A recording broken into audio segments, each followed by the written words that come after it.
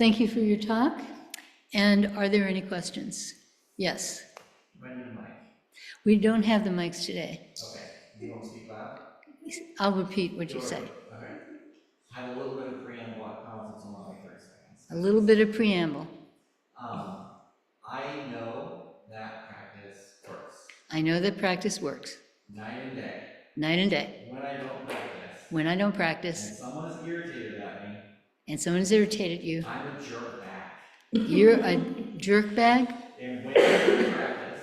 And when you practice. Same situation happens. Same situation. This person is in trouble. How can I help them? This person is in trouble. How can I help?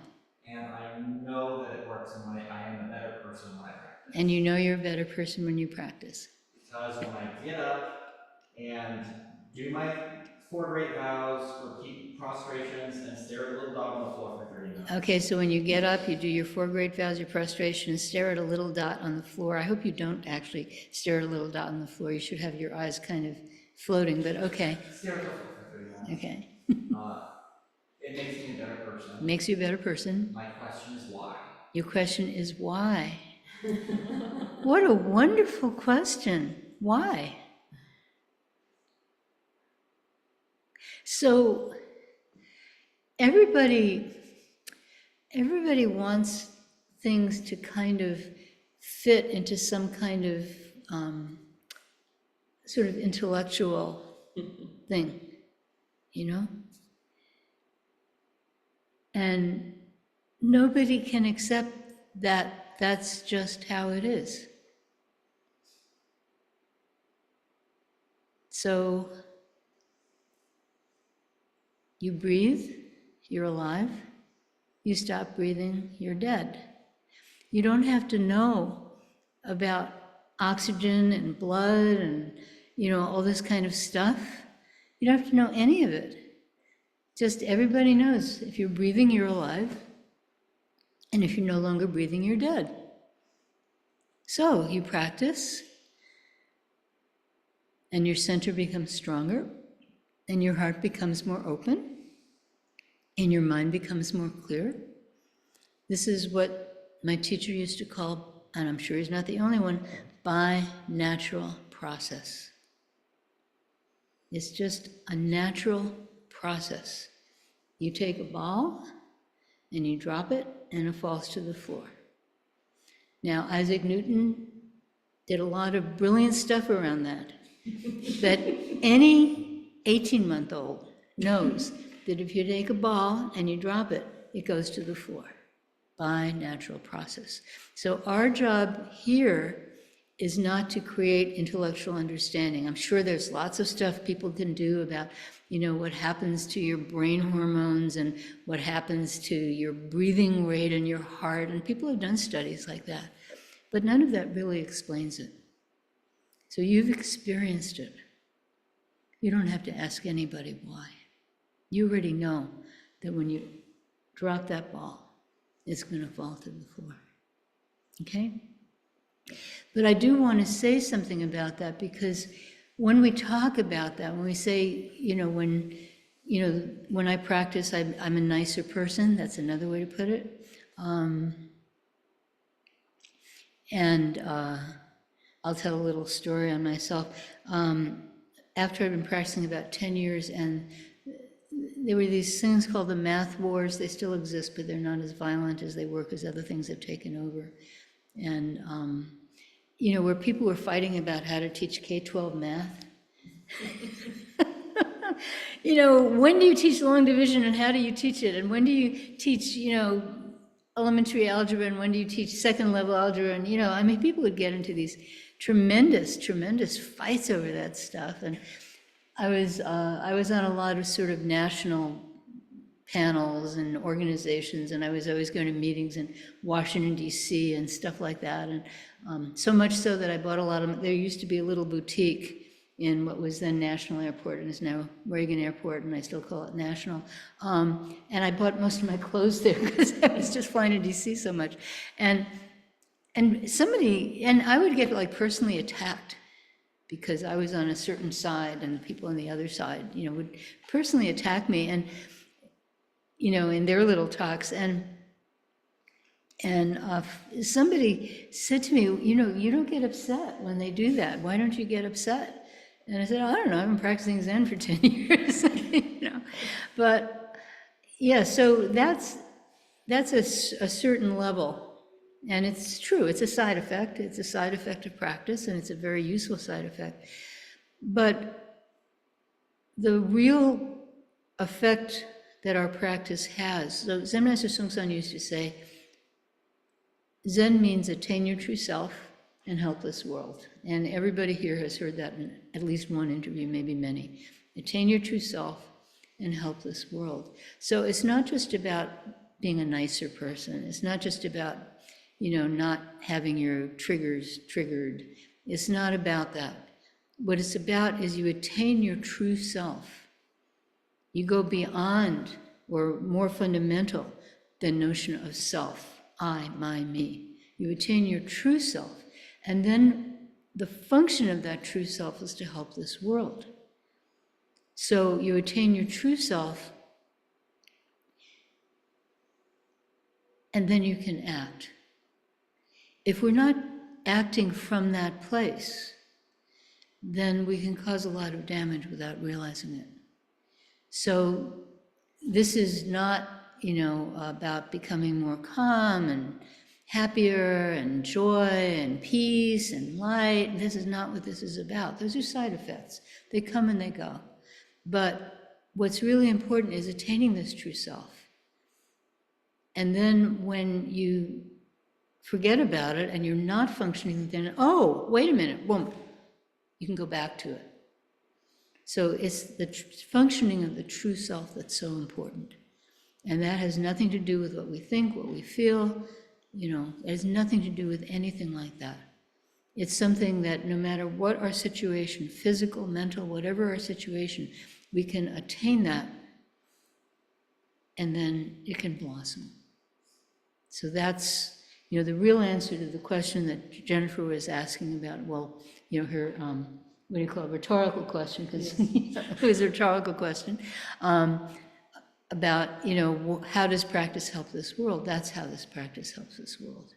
And the more people attain their true selves, the less kind of this and that and I and you and all the demonization and all the you know, making boundaries and barriers and classifying people as good people, bad people, whatever, all that stuff. If we attain our true self, that stuff goes away. So, okay, thank you. Are there any other questions? Yes. Part of why we practice is to break sort of habitual modes of thinking. So part of why we practice is to break habitual modes of thinking. But it sometimes happens that a way of thinking, we start associating it with our practice. But sometimes we associate a way of thinking with our practice. We get really attached to it. We get really attached to it. Can you give me an example? Yeah, it used to be that whenever I sat, I was thinking about this boy in a class I had, and I was like, oh, should I say something to this guy? I really like him. And Oh, so you're seeing this guy in your class, and oh, should I let him know I really like him? but, Nobody else has been there. well, that's good to know. Okay. But yes. And it went on for So that's when you're weeks. practicing. Just So you come up. so it's like that becomes associated with your practice. You're thinking about this guy, so cute. Yeah. All right. So nice. Yeah. Okay. Right. Yeah. So that's an interesting thing. So these obsessions come up. That's what it is. It's, you know, anything that repeats itself, that's an obsession. Yeah, so obsession doesn't mean I'm obsessed. It means it keeps coming up and up and up and up and up. So this kind of thing comes up and it keeps coming up. So it becomes associated with your practice because it happens when you practice. It's like a Pavlov's dogs. You know, you ring the bell and they get hungry. Yeah. Okay. So you sit there and suddenly you think of this guy, right? Yeah. That's a really interesting thing. So anytime obsessions come up, you just look at them. What are you made of? What do you weigh? Are you red, blue, purple, green, yellow? How tall are you? You just look at this thing, this obsession that's coming up. What is your substance? And if you keep looking at it that way, it's like a balloon that bursts. So instead of getting trapped by it, you step back and you just look at it. What are you made out of? You know, what's your substance? And there's no substance. But you can say that in your head, that doesn't mean anything. But you're sitting there, you have a practice, right? You have a practice, maybe it's counting your breaths, maybe it's a mantra, maybe it's what am I, don't know, or clear mind, clear mind, clear mind. You know, some practice, you have some practice that you have. And you keep coming back to that practice, back to that practice, back to that practice, and this thing keeps coming up, whatever it is, keeps coming up. And what are you? And then you go back to your practice. Okay? Yeah. Yeah, it's interesting when these things like that happen. I'll tell you a real common obsession that people have. I am enlightened. Everything is so wonderful. I am peace and joy and awake. That's a real common one, you know. It doesn't stick around very long for most people. If it sticks around for very long, then you're really in trouble. But yeah. You know, when I was younger and my body worked better, I did a lot of long retreats and solo retreats. And the first week or so, I would be like that. You know, I'd always be like up in the mountains or in the woods, you know, you're in this little primitive cabin, you have a little outhouse, you know, you have a little pump for water, that kind of stuff, you know, some kind of stove to cook on. And, you know, I'd be just sitting there like nobody's around except the birds and the bear, maybe sometimes there's a bear, foxes, you know, but there's like nobody around, snakes, okay.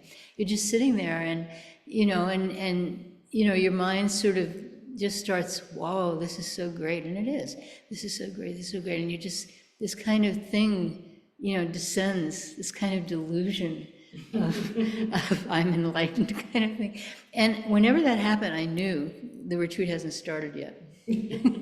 Because the retreat starts when, like, a few days later or a week later or however long it takes, that kind of dissolves, as it should, and then suddenly all your, like, shit, hashtag shit show, all your shit comes out, you know? It just comes up there, boom, you know? And there you are. All the horrible things you've done in your life, all the horrible things people have done to you in your life, all the, you know, all your failures, they're not really failures, but you think they are, you know, everything that disturbs you, all the things that people you love do that you can't stand, all this stuff, it just comes up, comes up, comes up. That's when the retreat starts. That's when the real work starts. Can you keep your practice going and not be pulled around and pulled around by that stuff? My teacher, Zen Master Songsan, and I realize how privileged I am to be able to say my teacher is Zen Master Songsan, because he died like 20 years ago or something. It's been a while. Anyway, he used to call all this kind of thinking, this kind of disturbance, he used to call that your backseat driver.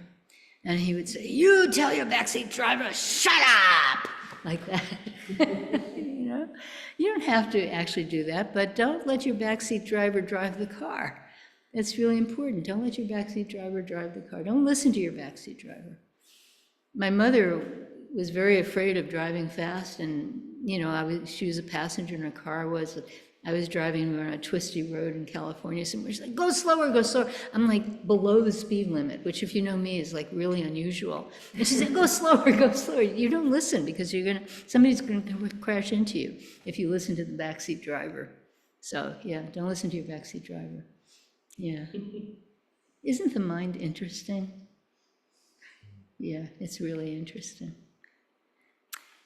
Any other questions? Yes.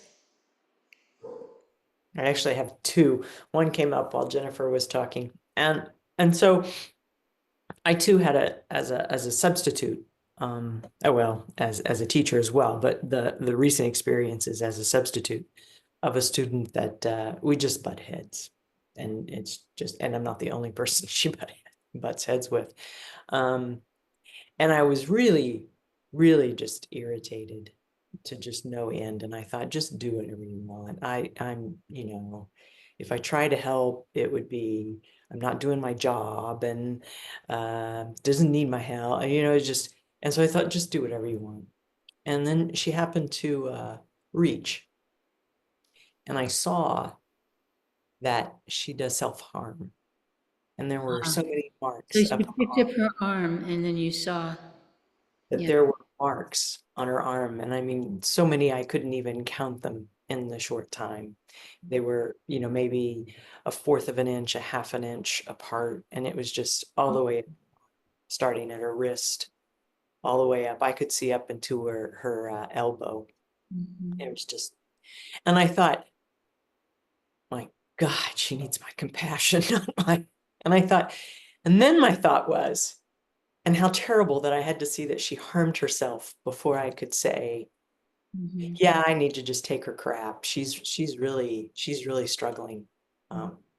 She's really struggling. And uh yeah. And so, so I have tried. It is difficult because she is very, very difficult. But at those times, I and then from that, I thought, if I meet somebody that's, and I think, well, I don't know what their situation is. Maybe they're a cutter. I don't know. But then I think, well, how terrible that, I don't know. It just seems that that's not really a good strategy. What's not a good strategy? Well, to think that somebody has to harm themselves before they deserve your compassion. Right, correct. She deserved my compassion before. And so I guess just I'm still processing that of what do I, it's been a while since I've worked with her, so it's kind of been in the background, but now with Jennifer saying that really, really brought it up. So before I you go, don't, before your next question, can I respond to this? Yeah, so I'm a member of a local left-wing clergy group, and we meet once a month, and we met with a group of social service providers earlier this week.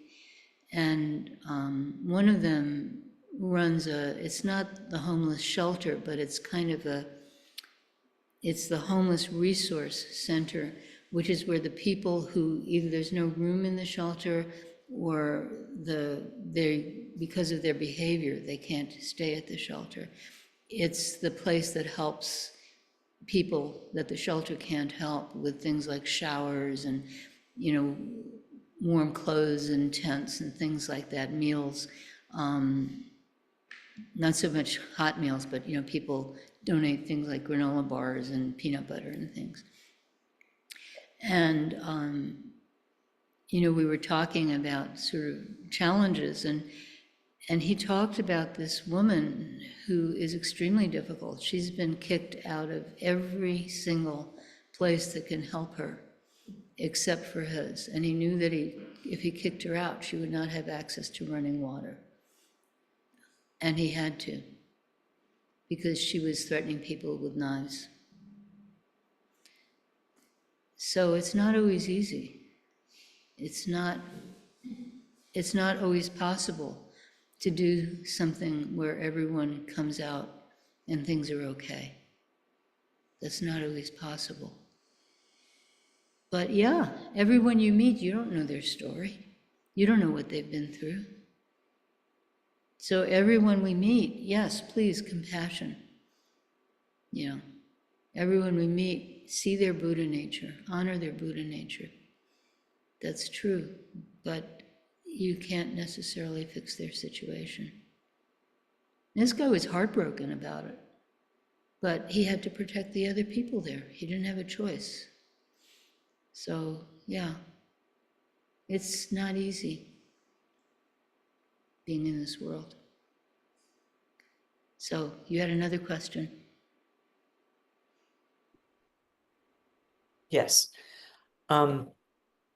So this I've been I had been doing the chants, just the chant. I typed them out myself and just did the chant. I didn't have the interlining. I don't know if that's the correct term. Interlinear, yeah, interlinear translation, word for word translation. And so then I've figured out how to do that. So I can, it doesn't matter why, but and also at the very beginning, it was bothersome to see that. I couldn't really concentrate on just what I needed. Interlinear bothered you, yeah. Okay, but now I'm familiar enough with the chants that I can do that. And so I find that it's quite lovely, you know, with chanting and kind of knowing what you're chanting.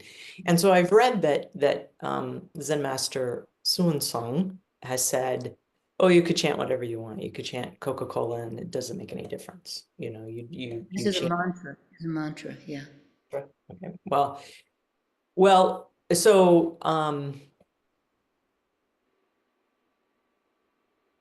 I've heard others say that they didn't want to know what the chant meant too, in some of that. But so my question is, at some point, somebody knew what the chanting was, because I've heard this in the Japanese lineage, that, you know, the chants and everything that have come down are from this old language, whether it's Japanese, Korean, or Chinese, and nobody really understands what All it's. come from Chinese. Yeah. They were all not the Japanese chants from Japanese teachers, but things like the Heart Sutra. Those are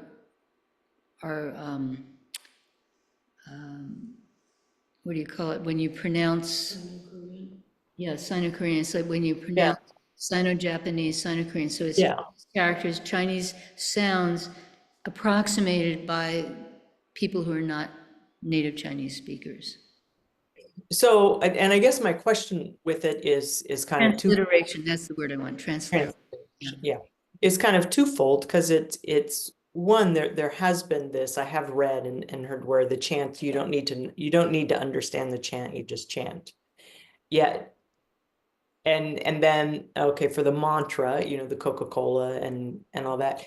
Yet what I find is that you know, the chants will come up. So if I'm chanting something like some really bad racial slur, well, all racial slurs are bad, but I mean, you know, you can't just chant anything, is what I'm saying. Well, I know. Well, why would you chant Coca-Cola? I mean, why would you chant that? So it just seems that you really do need to be a little bit So he what you're putting in your head. He was trying to get people to relax. Okay, that's what he was doing. He was trying to get people to relax. And he was trying to say, and this is true for mantra, because mantras rarely have a meaning. I mean, gate, gate, paragate, parasam gate, bodhisvaha, that means something. Gone, gone, gone beyond, beyond. Hooray. Okay. But most mantras do not have cognitive meanings. They don't have semantic value. And so from that point of view, Coca-Cola is just as good. So now, of course, when we chant Kwanzaa Bosal as a mantra, which many of us have done as part of their practice, I know for a long time it was my practice, silently, Kwanzaa Bosal very fast. Kwanzaa Bosal has a meaning. It's the name of the Bodhisattva of compassion. But most mantras do not. And so you'll see things like the mantra of original substance, but the mantra doesn't say original substance. So they're efficacious syllables from Sanskrit that have been transliterated, you know, Sanskrit to Chinese, Chinese to Korean, and either Chinese or Korean to Japanese, Chinese to Tibetan, right? It's, you know, like a game of telephone. If they ever had meaning, they don't anymore. But they, most of it actually did not have meaning in the beginning. They were sort of like efficacious sounds, sort of theory, like the universe is constantly reverberating, and these are sounds that reverberate sort of in the same tune or something, so they, whatever. So that's kind of where mantras are. For chants, people really differ. You know, some people, so not everyone may know, especially Radit, I don't know if Eileen, you know this, that my husband did this interlinear translation where, you know, people in the room know, because you've seen the chanting book, where every word has the English translation, but it doesn't, it's not like a translation that makes sense. It's called interlinear because it's like dust, dust, mix, enter, like that, okay? So it's not a sentence, but it's every word. And some people find that helpful, and some people don't find that helpful, and that's why our chanting book that we use here is not the chanting book in the whole school, because a lot of people found it distracting, and they said, we don't want to do this. So, okay, it's on our website. You want to use it? You go find it. I find it really quite wonderful. Have you drunk your water? Yes. Oh, too bad. Okay. You want to help?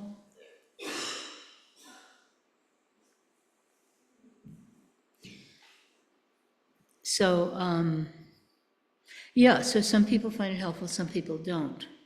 I look for places in the morning bell chant that I particularly love, like dust, dust, mix, enter, moment, moment, completely fuse. You know, I look for that.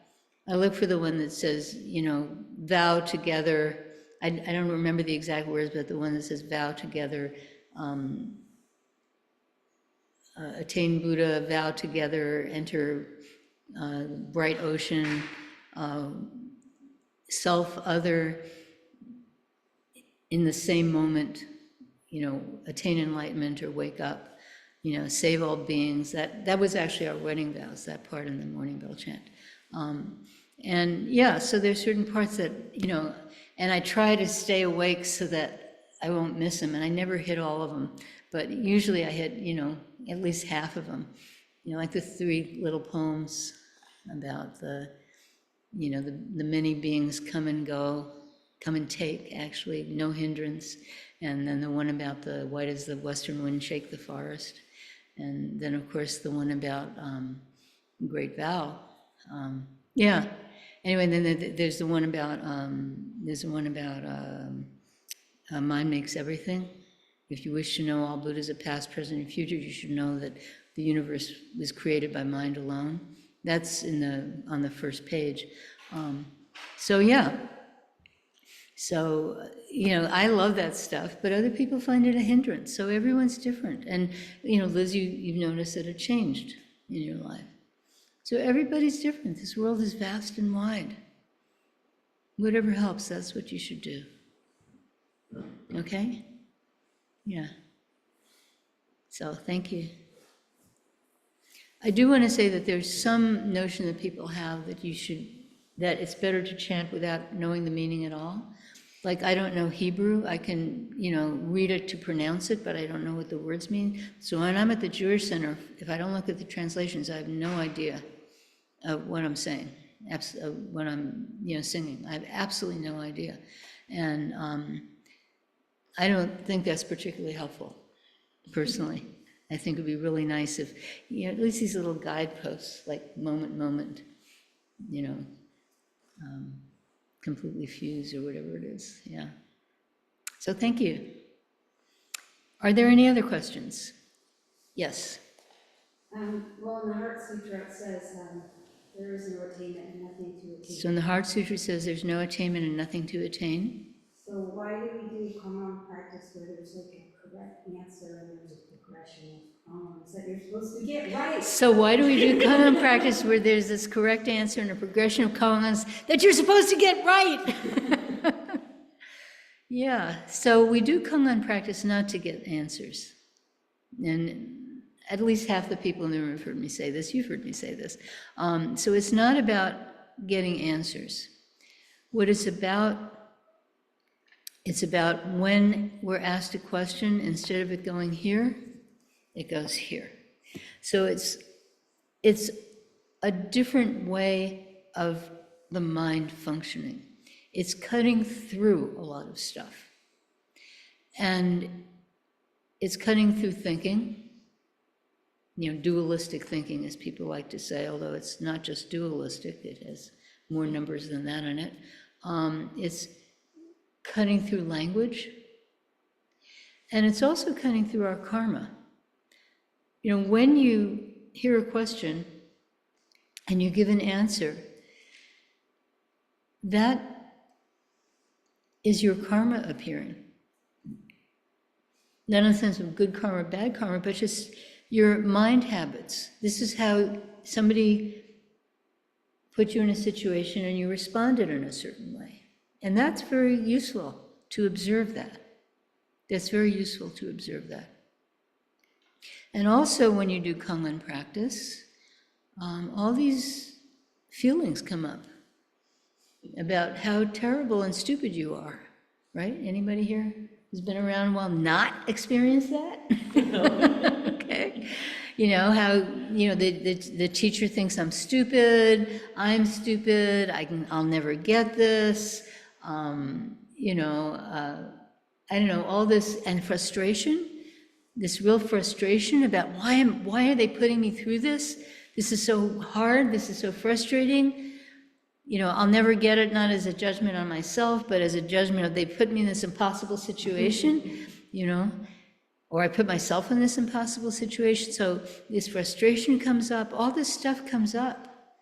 And that's really wonderful, because that's the stuff that screws us up in the rest of our life. And so there we are, and we see it come up, and we see it come up, and we see it come up, and after a while we see, what? This isn't helping very much, is it? This isn't going anywhere. This stuff is impeding me, it's preventing me from making contact with what's actually going on. And as we see it, it begins to lose its hold on us, just by natural process. Some parts of that for me came very quickly because I was a research mathematician. I was used to everything I thought about was wrong. Because when you're a research mathematician, you're doing stuff that no one else has done so far, because if they had, you wouldn't be doing it, because you couldn't write it up in a paper because it was already written up. So you're always, at the edge of something. And for most of us, not for every research mathematician, for most of us, most of our ideas don't work. And so I was already aware that most of ideas wouldn't work. So I wasn't as frustrated as, most people would be, because I was already frustrated the rest of my life, and I sort of come to terms with it. And there's one problem I worked on for like 25 years, and someone else solved it. I mean, that, of course, that's just the game. But yeah, so we see these, we experience these things, and then they sort of lose their hold, and it's in a no consequence situation. Now, I always tell people the interview room is a no consequence place. It won't affect your relationships. It won't affect your parents or your kids. It won't affect your dogs or your cats or your goldfish. It won't affect your job if you have one. It won't affect the courses you're taking if you're in school. It won't affect what you eat for dinner. It won't affect anything in your life outside that room. So it's a no consequence place, and people come into it feeling it's so consequential, but it's a no consequence place. It doesn't affect anything else in your life. And so it's a place to experiment. It's a place to try things. It's a place to get unstuck from the things that you're usually stuck in, because there are no consequences, I mean, if you're about to, if you're about to flunk a class or something, I can say that because nobody here is about to flunk a class. If you're about to flunk a class, there's consequences to that. So when you start going around like this about it, it's hard to stop because there are all these consequences. But there are no consequences in the interview room. So when you start going like this, when you're thinking about the interview room, you don't have to. There are no consequences. I mean, people do. There's a legend that there's a monastery in Japan, which was Rinzai, so they did koans in there. And when the monks would grab onto this wooden pillar, when it was their time to go into the room and grab it, and they'd have to be pulled away, and so they were like, you know, nail marks in the wood. I don't know if that's true or not, but that was the idea, that there were these nail marks in the wood. Okay. But yeah, you don't have to do that. And then you said something about the correct answer. So that's a very interesting notion. So the correct answer, yes, there are correct answers to kongans, but different teachers can have different correct answers, which is very frustrating for people. And sometimes the same teacher can have different answers at different times. Like Zen Master Songsan changed his mind about certain kongans.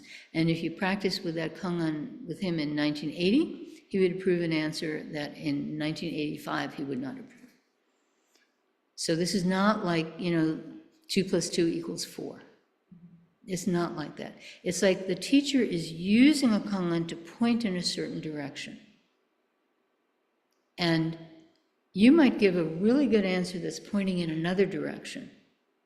And then hopefully, when that happens, the teacher has the wisdom to say, that's a wonderful answer, but you're pointing in a different direction.